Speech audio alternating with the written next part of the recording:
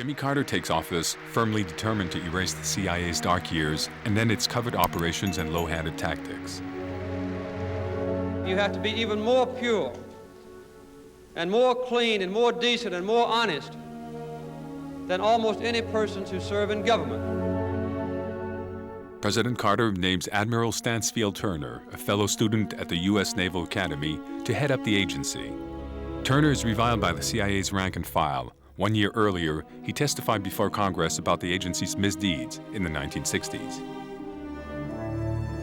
And again, I want to express my complete appreciation and confidence in Admiral Stan Turner, whose responsibilities under this executive order will be greatly magnified.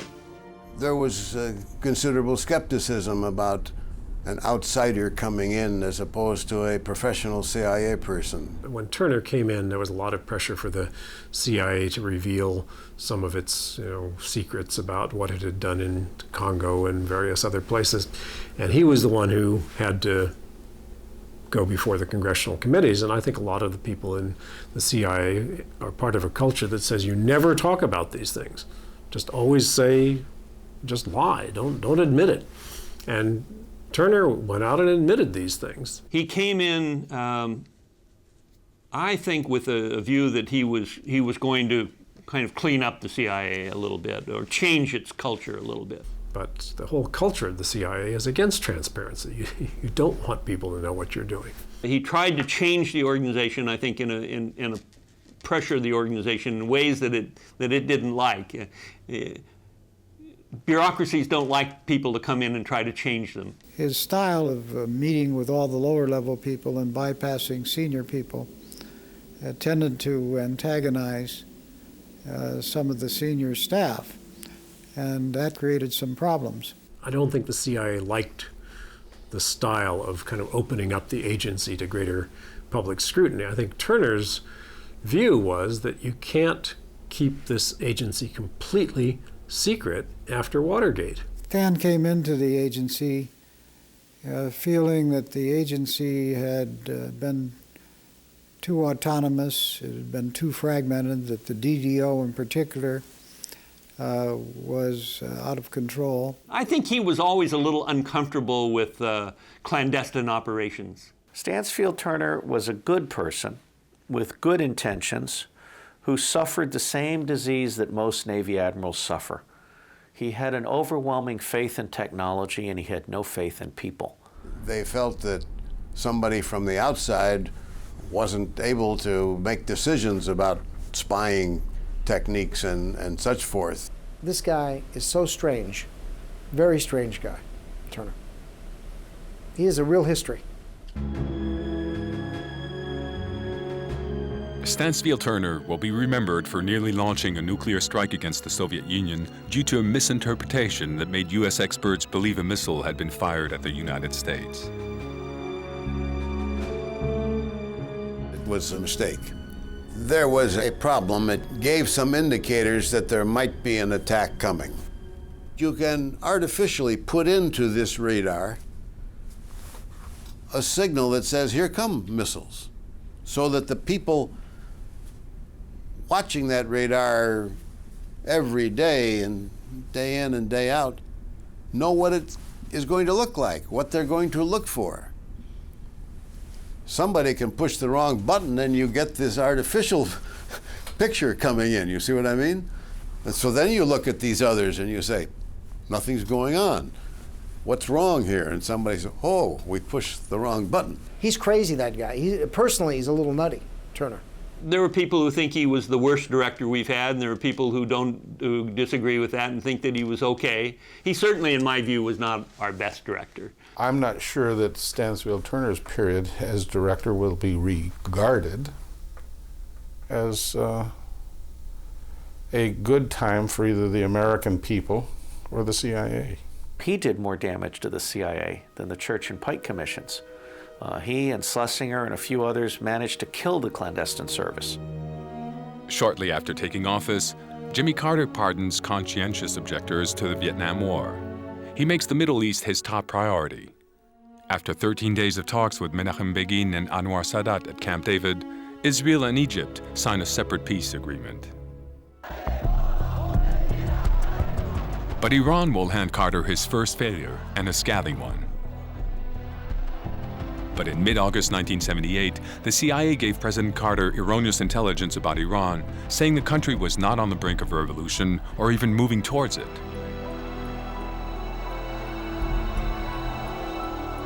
William Quandt was senior staff member for the Middle East on the National Security Council. The Iranian Revolution, that's a major turning point. I think it is probably true that before 1979, we in the United States, and I would say probably most other countries as well, had not yet taken Islamic militancy very seriously. We were surprised in Iran. Neither the Department of State nor the Central Intelligence Agency understood that a revolution was coming. When all the unrest began in Iran, the Deputy National Security Advisor in the Carter administration, with whom I was working, asked CIA for any information they had on Islamic fundamentalism. And the answer that came back was they'd never heard of it.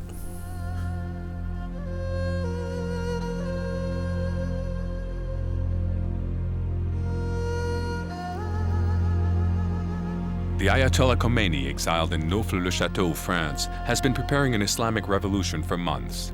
He openly displays his plans to oust the Shah of Iran's feudal regime put into power by the CIA 25 years earlier. I, the CIA, made the assumption that even though the Shah was in trouble at home domestically, he had very powerful military and intelligence police forces, and that if there were riots in the streets, he would bring out the police and he would kill people if necessary, but he would remain in power. I know that Admiral Turner has publicly stated several times that they had no indication that a religious cleric living in France would be able to mount such an enormous revolutionary effort. We missed badly. The CIA and the rest of American intelligence did not understand that Khomeini was going to be able to do what he did in the time and way that he did it. From the whole time he was in exile, almost no one on the American side paid any attention to him. And the mullahs became the source of fundamentalism, with Khomeini operating in your own capital, in Paris, or in France. And we didn't take a strong line about the poison that he was disseminating throughout the Arab world. We thought that they were just another sect amongst religious sects around the world. And I remember talking to the man who was considered to be the most observant, the most reliable American intelligence analyst of the Middle East and of Iran, who told me, well, Khomeini only wants to be pope. He does not want to be king. We do not need to worry about the Islamic Revolution in Iran. The Shah himself, who, in the case of Iran, basically shared that view. He thought that the religious forces were reactionary, backwards, easy to manipulate, easy to buy off, and he didn't have to worry about them. Ce sont seulement les communistes qu'on met hors d'état de nuire. Les autres, c'est pas tellement important. He said, don't worry about the turbans. You know, I can take care of them. I know how to deal with them. They're easy. He was wrong. And it was a mistake that the United States government, in different ways, committed as well. Iran, because of the great leadership of the Shah, is an island of stability in one of the more troubled areas of the world. We were spending too much time listening to the Shah and to the people around the Shah, and not enough time listening to the opponents in the regime and outside the regime. There wasn't a single person in that embassy, including the spies, who spoke Farsi.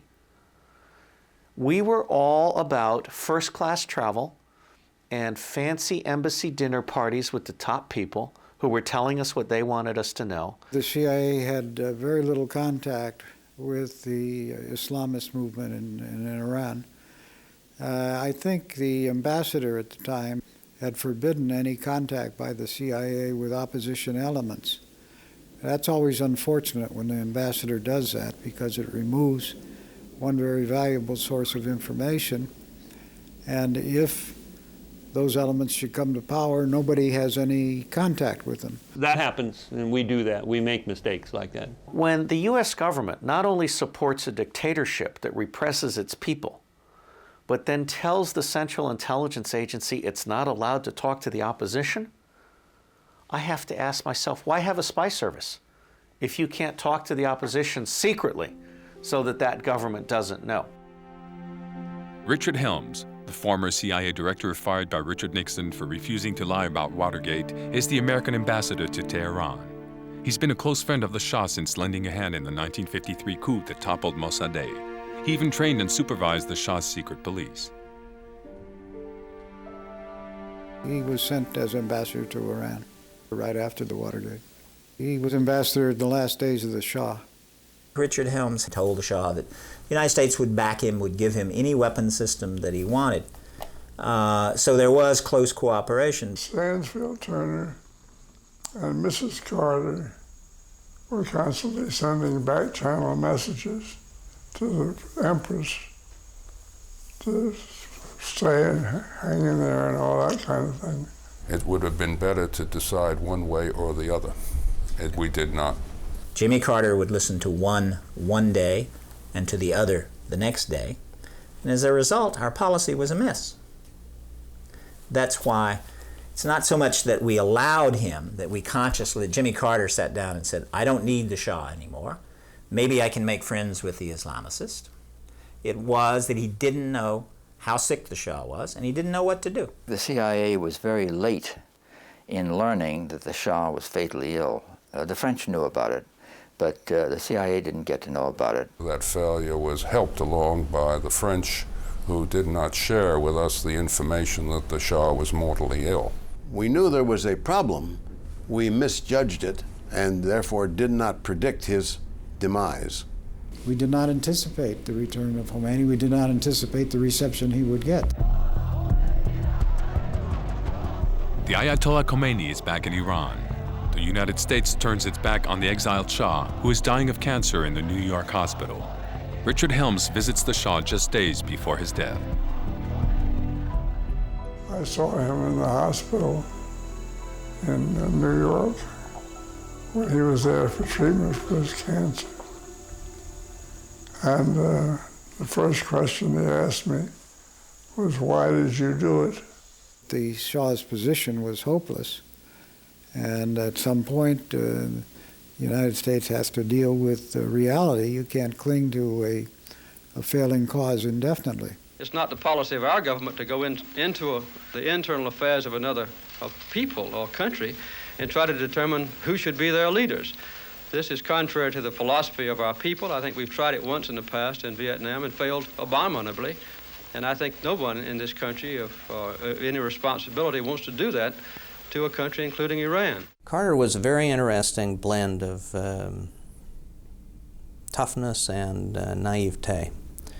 And in many ways, he was almost schizophrenic because, for example, in the Soviet Union, until after the invasion of Afghanistan, he really never could make up his mind how to deal with the Soviet Union. Despite Red Army movements on the Afghan border and repeated warnings from the CIA, the U.S. made concession after concession, pushing the détente process forward.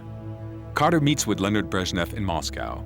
My appreciation of what happened in the Politburo of the USSR during most of 1979, everybody was sick or drunk, and they had some very wrong ideas. The whole Politburo was in a position to make a fatal error. On the 12th of December, they signed the document authorizing the military intervention in Afghanistan. We pointed to the preparations for the invasion of Afghanistan, said the troops are in place. We don't think they're going to go in. They made a mistake that time. But the administration knew that the Soviet Union had the capability and had deployed its troops in such a way that it could act virtually any time. We just did not believe the Soviets at that point in time would commit the kinds of forces that we thought they would need to be effective in Afghanistan. So we knew they were ready to invade Afghanistan. There was no problem there. There was no surprise, except that we did not know they were actually going to do it. President Carter draws the lessons of the CIA's shortcomings during the Iranian Revolution, questioning the agency's strategy and shortcomings in gathering intelligence. Stansfield Turner fires 700 CIA department heads and field officers and begins dismantling the agency. Stansfield Turner was taking the CIA apart, cutting it back, cutting it back, cutting it back. He fired hundreds of people, made them retire, fired them. I mean, there were a lot of, he got rid of a lot of CIA assets in the field. You know, key people that had been around for years that could do things. Particularly in the Directorate of Operations, large number of people moved out. He eliminated some 600 jobs. That was probably too many. So the whole infrastructure was thrown out that had been taking years to build up from the 50s. I don't think they had much use for CIA, and I don't think Stansfield Turner did any good at CIA. I think, as a matter of fact, their assessment of the world was probably flawed. I may not have made the right decision. I may have been wrong. That's the problem. Men like Stansfield Turner and Richard Helms and others who have led the CIA never look past their own noses. Look, he was only doing what he was told to do. And that was to remove the human asset and build up the technical assets. That's what he was told to do, Stansfield Turner. He wasn't the fault. The president was the fault. So in December of 1979, when the Soviet Union invaded Afghanistan, Jimmy Carter turned to Stansfield Turner and said, I want the CIA to do something about this. And the CIA said, what? We don't have any resources, thank you very much. Jimmy Carter's last illusions about Brezhnev are crushed in 1979 when the Soviet army invades Afghanistan. After underestimating Soviet aims, Carter watches his house of cards collapse, discovering the world as it really is, neither harmonious nor just.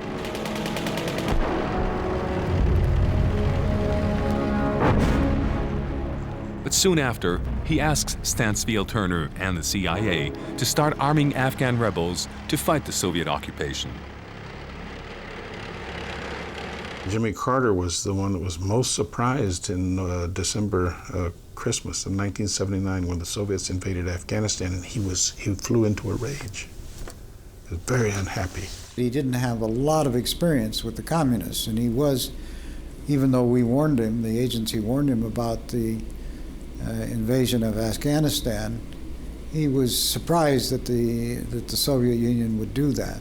The world simply cannot stand by and permit the Soviet Union to commit this act with impunity. President Carter changed his view on the Soviets as a result of that blatant invasion of Afghanistan. He certainly lost a lot of his illusions about the Soviet Union, particularly after Afghanistan. Afghanistan hit him hard. Jimmy Carter was so upset because he thought Brezhnev was someone that he could work with. And then Brezhnev thought that Carter wasn't paying attention, decided to invade Afghanistan, and boom, Carter said no. The Soviets saw a side, ironically, of Carter that most Americans never did see, and that was the tough side. That was the hard side. What is the option that we had? Not to resist and let the Soviets overwhelm the country completely? He apparently had a very severe change of mind and immediately agreed to help the Afghan Mujahideen with lethal weapons. And I think the invasion took place on 26th or 27th December, and the first weapons that we sent through the Pakistanis arrived on the 10th of January, which was pretty quick. And we in the Carter administration started that support through the CIA. We, the CIA, formed up a very quiet, covert, clandestine alliance of countries to work against them. and we made it miserable for them over 10 years. The objective was very clear in 1979 and 80 and through the 80s, and that was our objective, and the policy objective was to drive the Soviets out of Afghanistan. How could we predict way back in 1979 that the people we were supplying arms to defeat the Soviets in Afghanistan were necessarily going to turn into something as horrible as the Taliban? We created the Taliban, we created this fundamentalist army, and we did not know what we were doing. We did not take into account the cultural reality of what was on the ground there. But Carter has another crisis on his hands, one that has stirred up public opinion. 1 month before the invasion of Afghanistan, the staff of the American embassy in Tehran was taken hostage by Islamic students.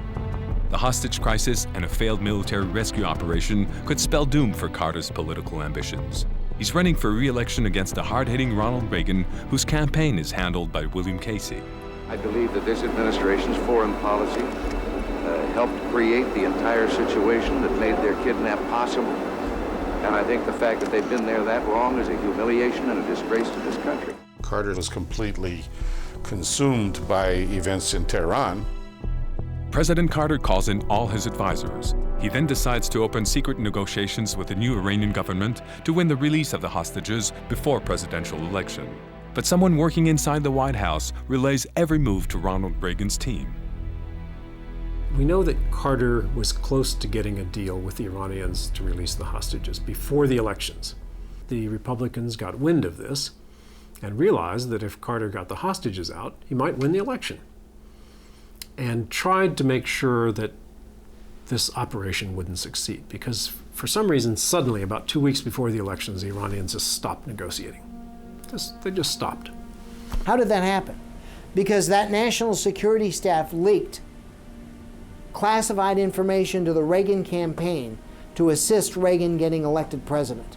There was an entire intelligence operation to ruin Jimmy Carter's presidency. Frank Carlucci, CIA Deputy Director, resigns and joins Ronald Reagan's team, soon followed by Robert Gates, head of the National Security Council. Gates worked for Jimmy Carter. Carlucci worked for Jimmy Carter. All these guys worked for Jimmy Carter. And suddenly, it's just coincidental that every one of those guys in that operation that Carter ran ended up working for Ronald Reagan. I wanted to get out of the Carter White House, and I wanted to go back and take a senior analytical position at CIA. I had planned to leave government, so I did not abandon Jimmy Carter, and I don't think Bob Gates did either. I had frankly gotten fed up with the Carter White House. And so Reagan comes in, and they all move over to Reagan. The American hostages are released on the very same day Jimmy Carter hands over power to successor Ronald Reagan, January 20th, 1981.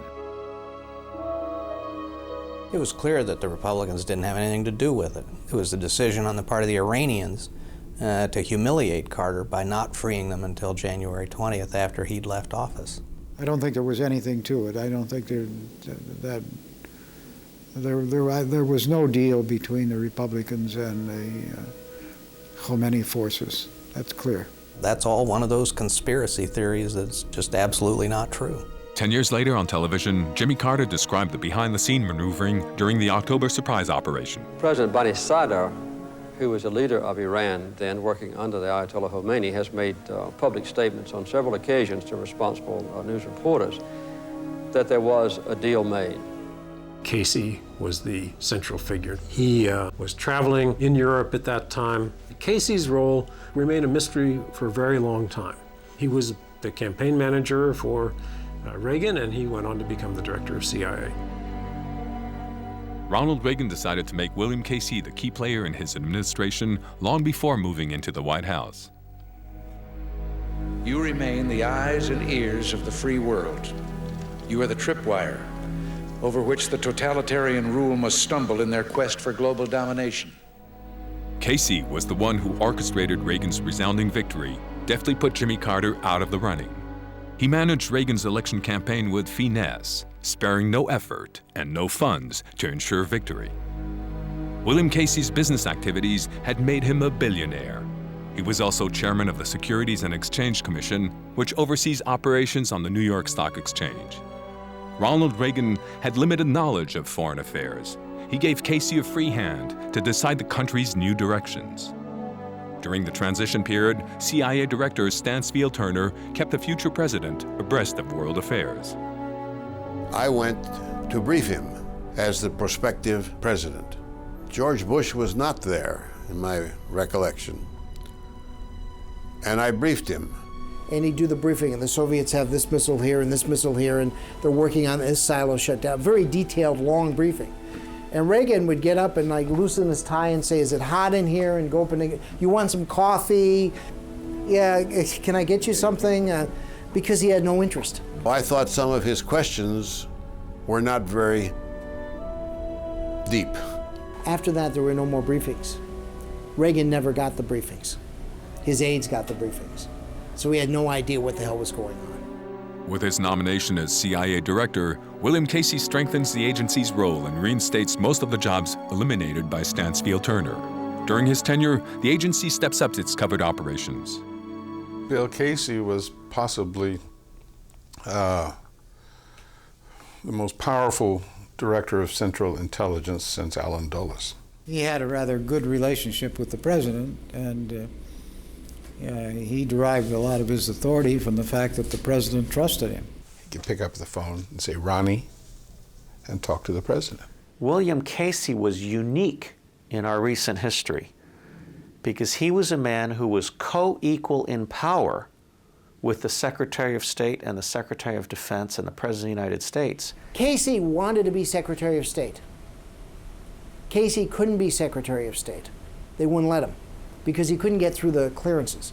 So they picked Al Haig. William Casey was a very dedicated believer in covert action. And in that sense, he didn't have the experience with covert action that I have had. And so I was very leery and suspicious. He was completely unsatisfied with the CIA bureaucracy. And therefore, he kept trying to do things on the perimeter. Casey was running the CIA as if he was running the mafia. William Casey lays out his first objective: to reestablish order in Nicaragua, where the Marxist-Leninist Sandinistas took power after Carter hastened the fall of dictator Somoza. Somoza was a CIA flunky who was a creep, a crook, terrible, on our payroll for years, like 100 other Latin American and African dictators. I mean, we used them. We needed them. That was the attitude. Hire the bad guys, pay them off, and they'll do what you need. It's for business. In this case, bananas, I guess. So one evening, I don't know, like 7 o'clock night, I went up and saw Casey, as I frequently did. We sat there and we were looking out over the lights over the Potomac, and I said to him, "Look, I think I've got a solution, and what the government and what CIA should do to do better." The Sandinista policy was hatched by the Clandestine Services Division of the CIA. Casey expanded on it. There was a coup against Allende, but in Nicaragua, we didn't really have any coups. We take the 500 people up on the Honduran-Nicaraguan border, create a guerrilla operation in Nicaragua to interdict their arms shipments to El Salvador and elsewhere, one. Second, by creating a revolutionary atmosphere.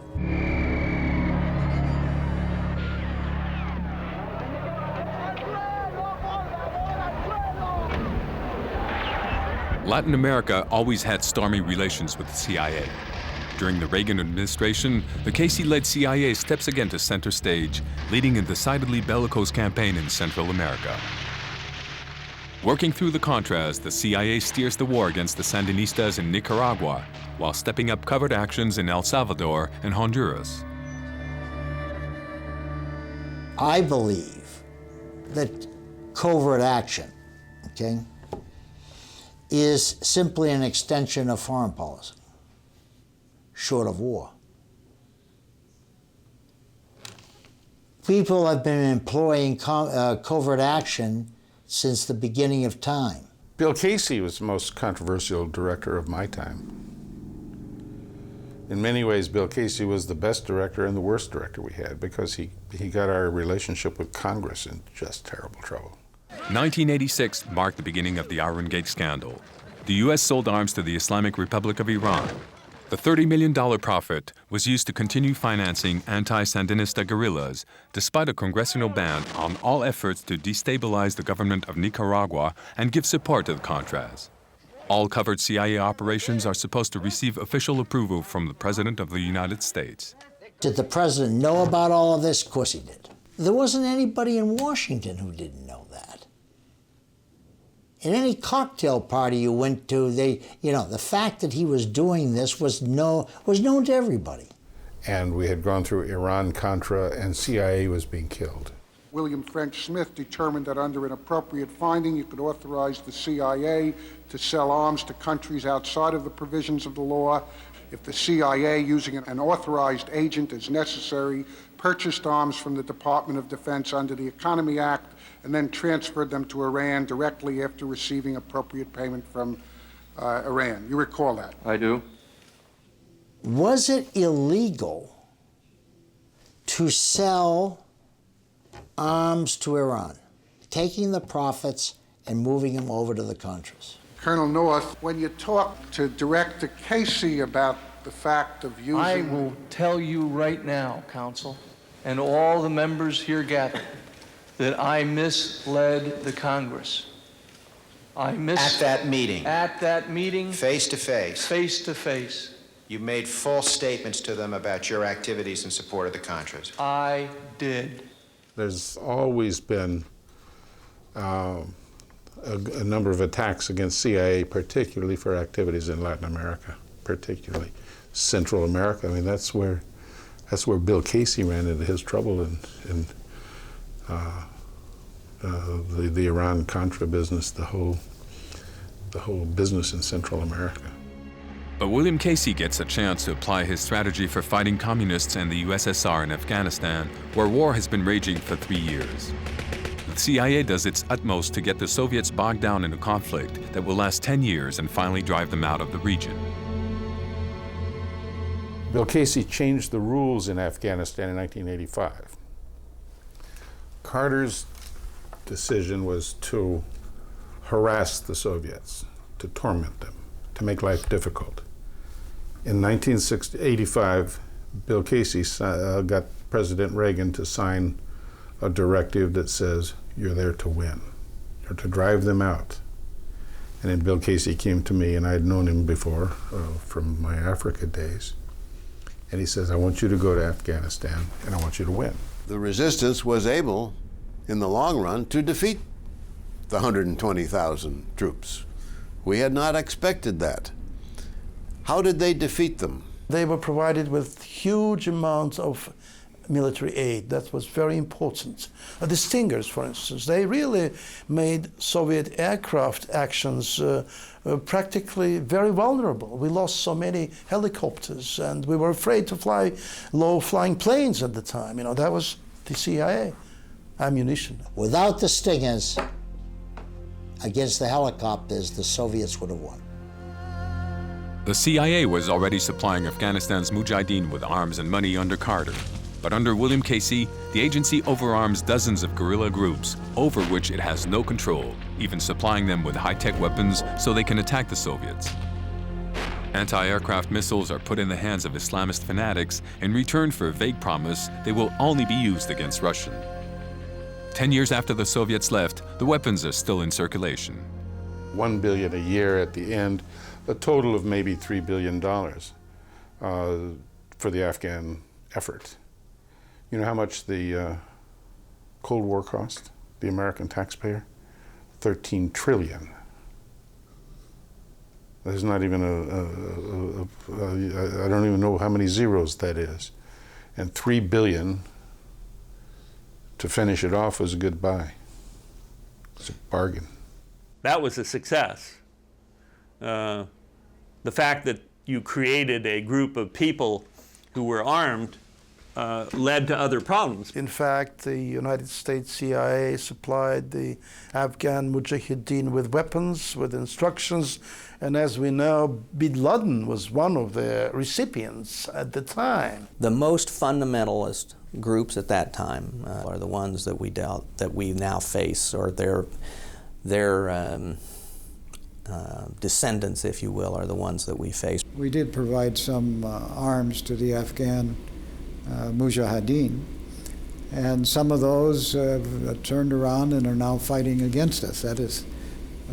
That's true. This is an example of blowback, of unintended consequences. The agency took actions to help bleed the Soviet Union, and it helped bring down the Soviet Union. But they did not understand that the people they were helping were not fighting just the Soviet Union. We shouldn't have had so many illusions about who our friends were in that campaign against the Soviets in Afghanistan. We didn't choose our allies very well. We didn't exercise very much control over them. And then after we had accomplished the purpose of bleeding the Soviet Union, we did not continue to be engaged with those people. We closed down the shop. The world then, after 1989, turned its back on Afghanistan. Not CIA. CIA doesn't build nations. CIA does its thing. We thought the American government should continue to provide support to the Afghans after '89, and essentially the United States walked away from Afghanistan. And let Afghanistan become something new, a failed state. And that's not a good thing.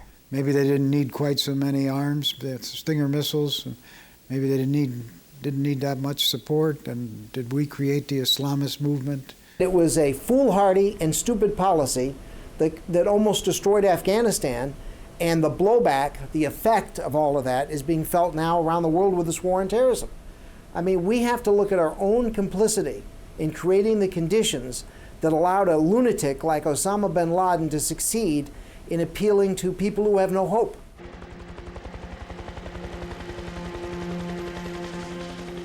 The Soviets are dragged into the mad race to overarm the country. 10 years of bitter fighting bleed Russia dry.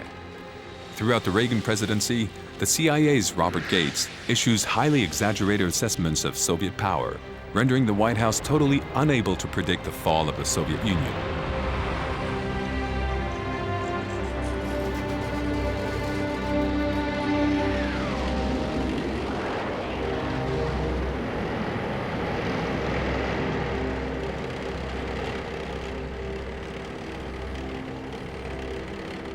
As the casualties increased and the difficulties of the war grew, it had the same kind of impact inside the Soviet Union that Vietnam had in the United States. And it contributed, I think, significantly, ultimately, to the collapse of the Soviet Union. And it was very clear that the Soviet Union could not sustain the military budget and the other expenses associated with its overseas adventures that it had been doing. They couldn't afford it. It was a house of cards. It was a financial house of cards. They could not afford the extension, as we saw. Of course, the CIA kept saying that they could make this go on forever. They could keep spending the money for weapons and so forth forever. It wasn't possible. We tried to find out what part of the Soviet economy was being invested in military activities. And I know that our results there were not always accurate. I remember telling the Soviets that their military budget was 20% of their GNP. It turns out in retrospect that it was much higher. It was probably somewhere in the neighborhood of 40%. I think there was an exaggeration of Soviet economic capabilities, which has to be laid at the CIA's doorstep. The CIA did not accurately portray or analyze the dire straits in which the Soviet Union had found itself. You could say to yourself, over the long run, they're not going to be able to support this. We saw that. We didn't see it as clearly as we could have and should have. We sometimes overestimated the number of missiles they were going to produce.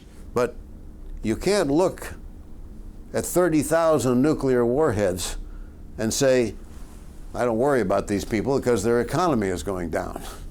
I often, in my own mind, having talked to Soviets abroad during this period, I often questioned, why we thought they were such a strong power when, in fact, they were not.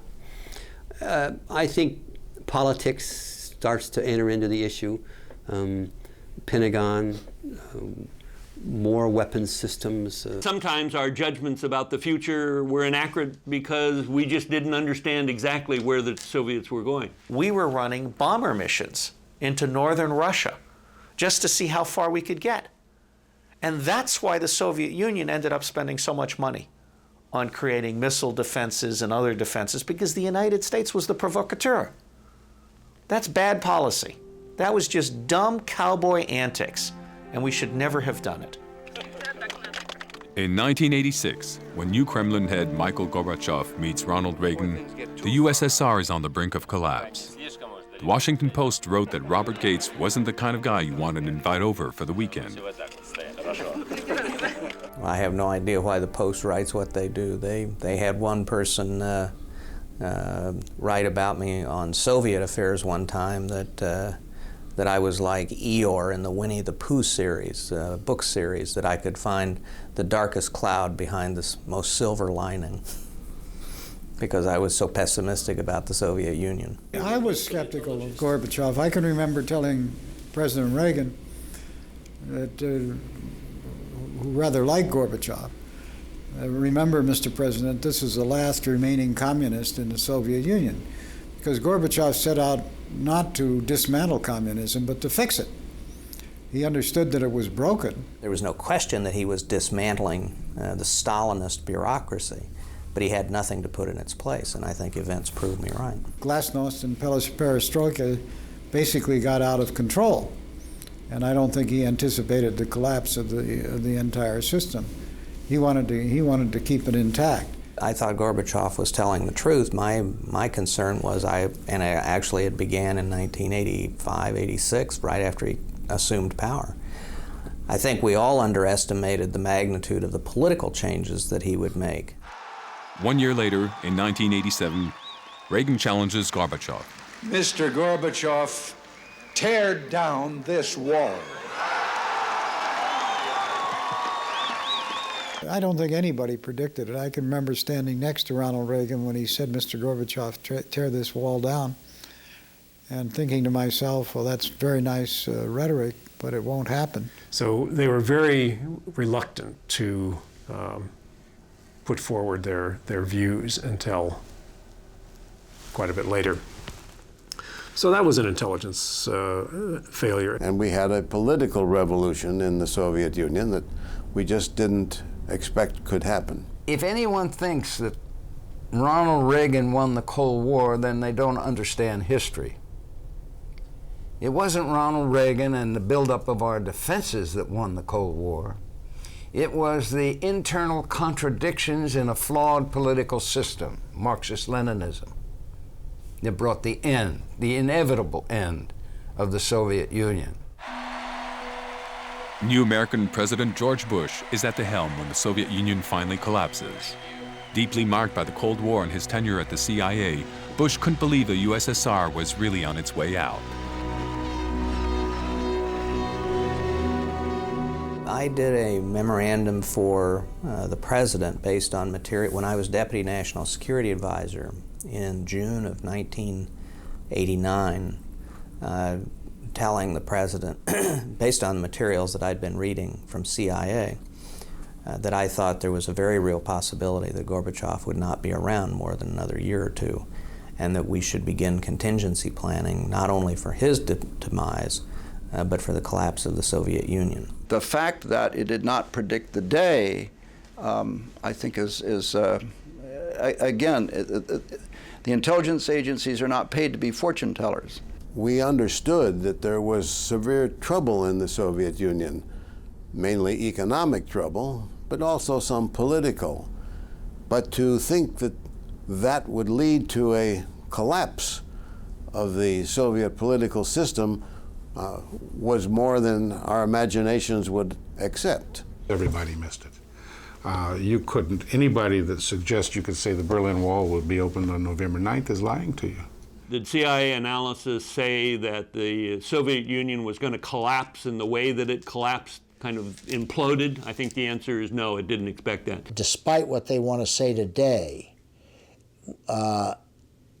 it was, to a large extent, a surprise. Nobody can predict anything like that, because the one that was most surprised was not me, who was in charge of the CIA side of, in charge of East Germany, but Erich Honecker and Hans Mielke, who said, "What is this?"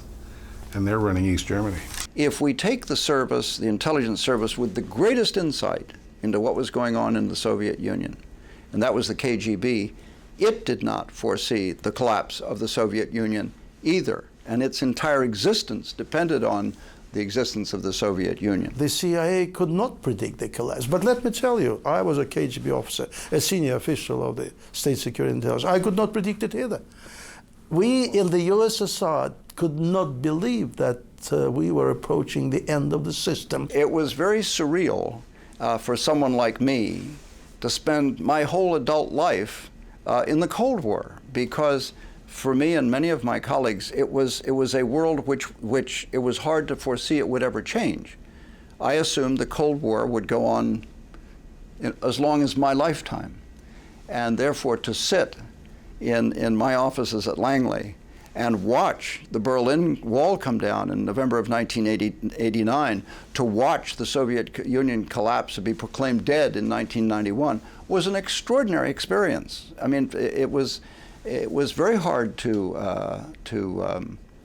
grasp that empire would end like a candle going out. In November 1989, the fall of the Berlin Wall opens up the way for German reunification. One by one, the once democratic countries chase out their communist regimes. The Cold War comes to an end.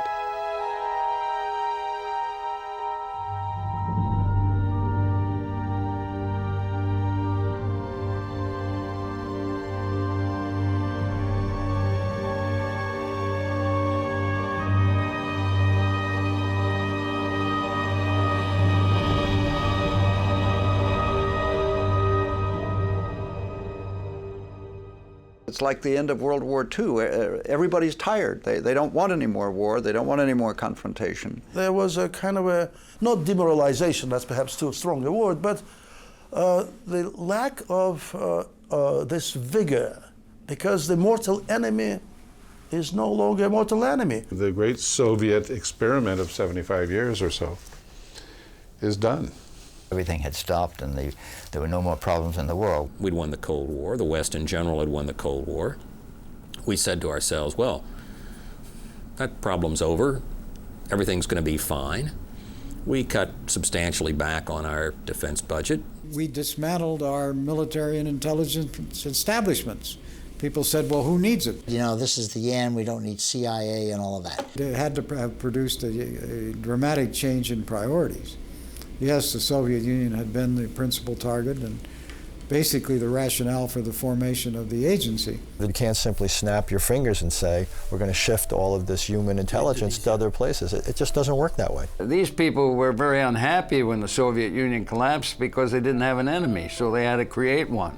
The end of the Cold War caused us to shift a lot of different kinds of things and try to look down the road and understand what was going to be happening.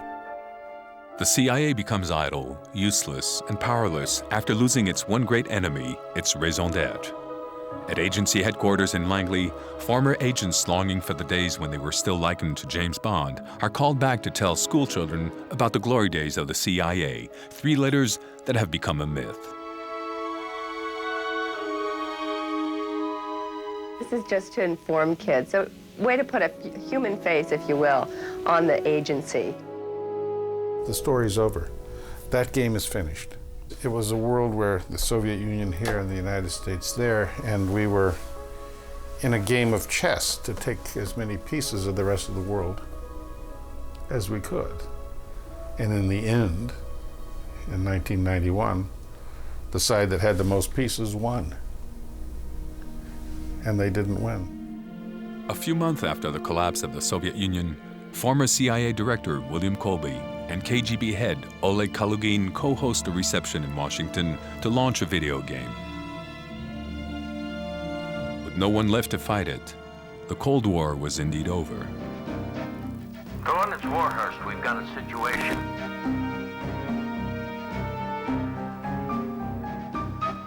Good luck.